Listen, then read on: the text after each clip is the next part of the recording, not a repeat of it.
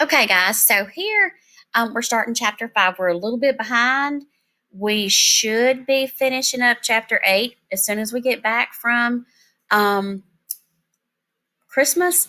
So, because there are 16 chapters, so we are going to have to pick up our pace a little bit. Miss Carrie really loves history, especially Alabama history. So, I've kind of slowed us down a little bit. Anyway, sorry about that. So, okay, this week we've got Alabama, Our Beautiful Home, Chapter 5, Settlement of a Territory.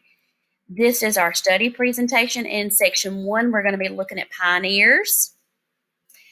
All right, and the essential question that we need to be able to answer at the end of section 1 is how did settlers move around in the Alabama Territory? Section 1, the terms that you need to know, navigable and frontier. Introduction.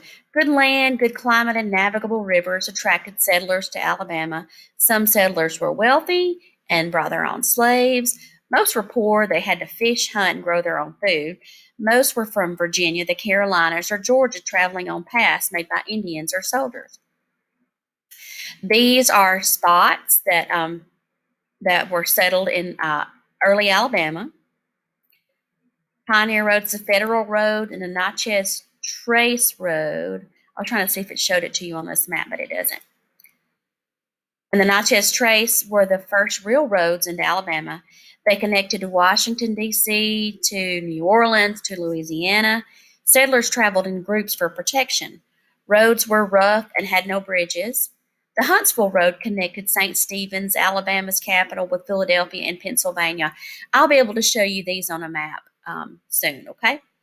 Traveling roads, poor settlers pulled their own carts with all their belongings. Wealthier settlers had horses or oxen to pull their wagons. Some roads were simply a path. Well traveled roads might have a tavern fort or a food stand along the way. Prices were high, though. All right, that's all for chapter 5, section 1.